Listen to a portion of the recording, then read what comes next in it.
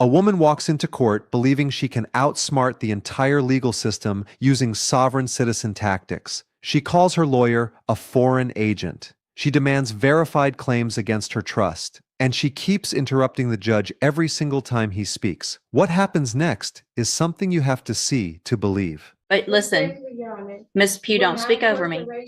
Miss Pugh, just because you say respectfully does not mean that you get to interrupt me. That's disrespectful, right?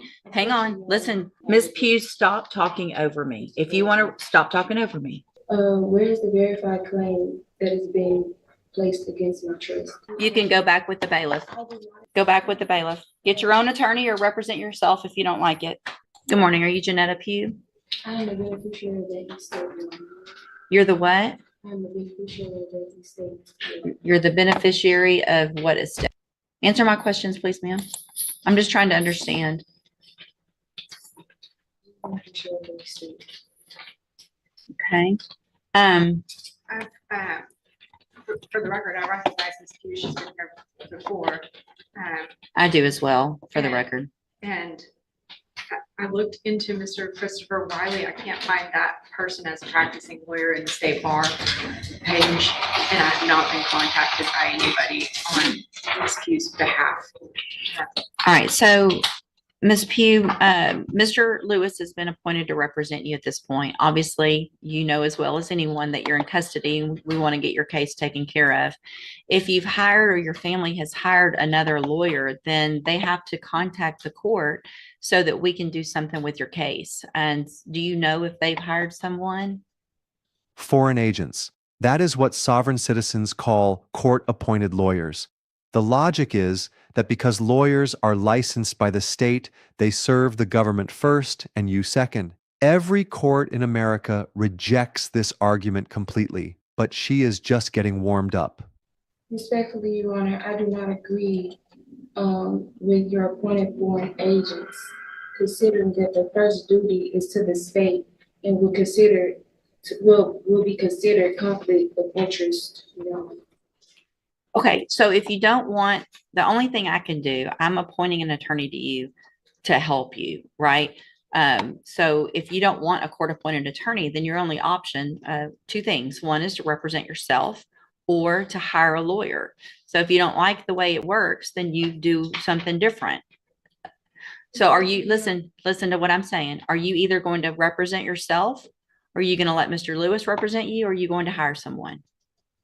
Objection, Your Honor. Respectfully, is this a court of record? Court of record, another classic sovereign citizen phrase. They believe saying this phrase gives them special legal standing. The judge just shut it down in 4 words. Objection overruled. Watch how she responds. It is a court of record. So your objection's overruled. Okay. Respectfully, Your Honor, where is the verified claim that is being placed against my trust? It's right here. It's called an indictment. And Mr. Lewis has a copy of it and he can show it to you. So that would be the verified claim against you. Okay. Your Honor, respectfully, Your Honor, there were writs that was filed to the case that still haven't been received. I've received your petition for writ of habeas corpus and it's denied. Okay.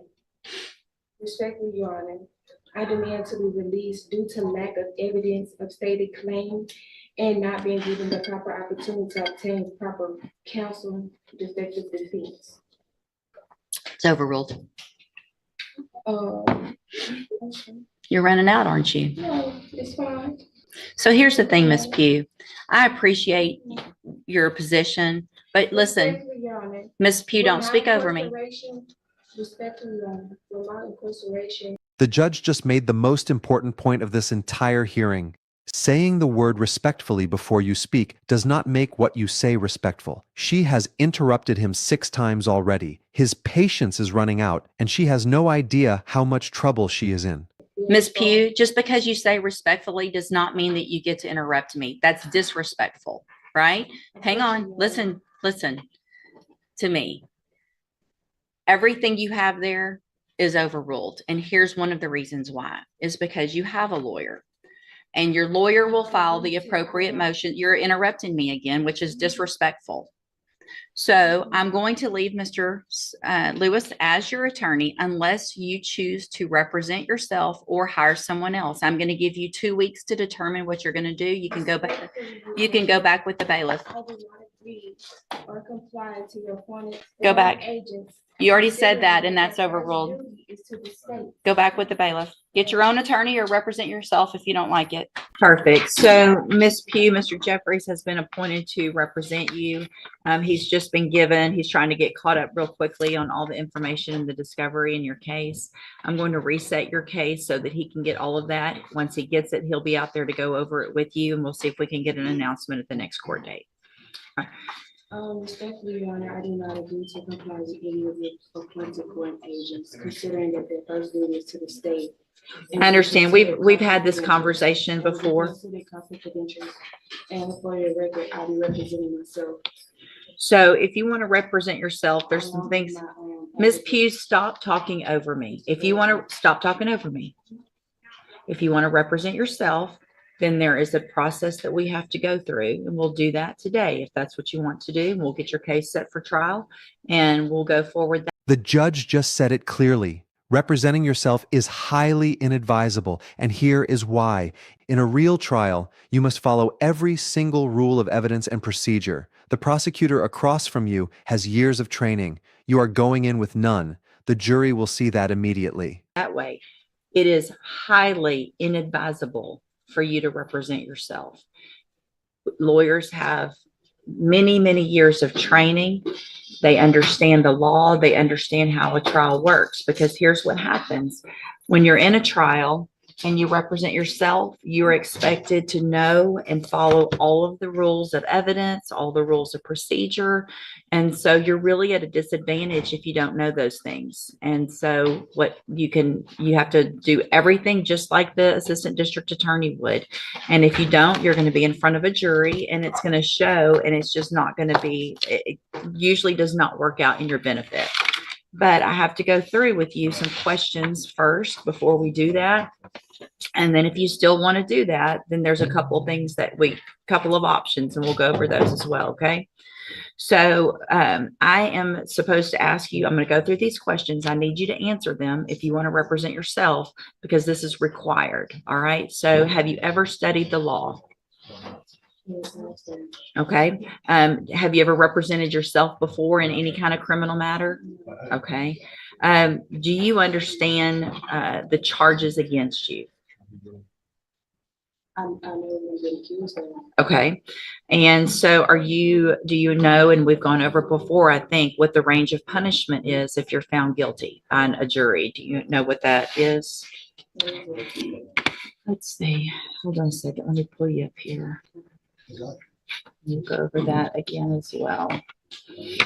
The date of that allegations from June 22nd of 2021.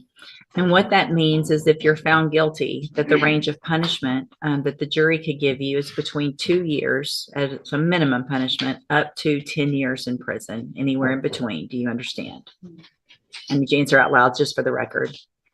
Do I understand? No, I don't understand. What do you not understand about that? I don't understand, Your Honor. This is the moment everything changed. The judge asked one simple question. Do you understand you could go to prison for 2 to 10 years? She said no. And that one word ended her chance to represent herself. By law, a judge cannot allow self-representation if the defendant does not understand the basic charges against them. She just lost her only option. So here's the thing. If you want to represent yourself, by law, you have to be able to understand these things. Otherwise, I've got to appoint an attorney for you.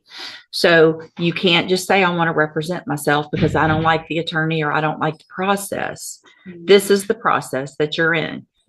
You live in Texas, you live in the United States. This is the law that applies to your case.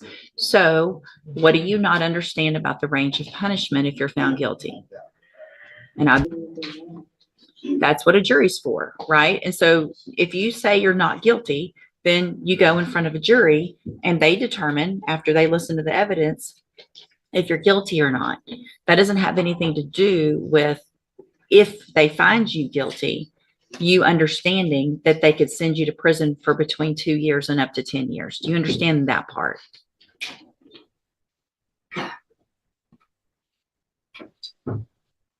What do you, yes or no? No, you don't understand that. So, Ms. Pugh, it's my understanding.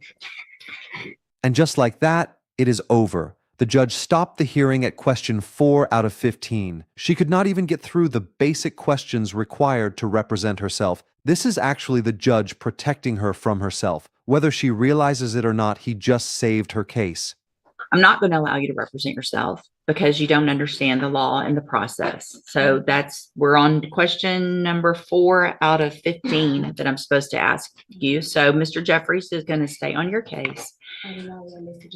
I don't care what you want at this point. You can't do it. All right, you can go back with the bailiff. I'm done. Go back with the bailiff. Go back with the bailiff.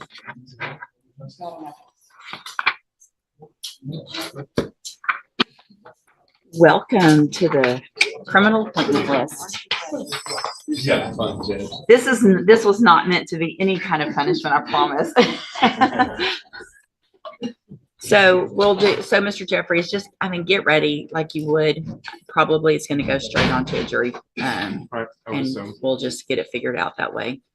All right. 3 lessons from this courtroom. 1. Saying respectfully before interrupting a judge is still disrespectful. 2. Sovereign citizen arguments fail every single time in every court in America. 3. If a judge offers you a free lawyer, take it. If you want more wild courtroom moments like this, subscribe right now. Comment below. Do you think she made the right call refusing her lawyer?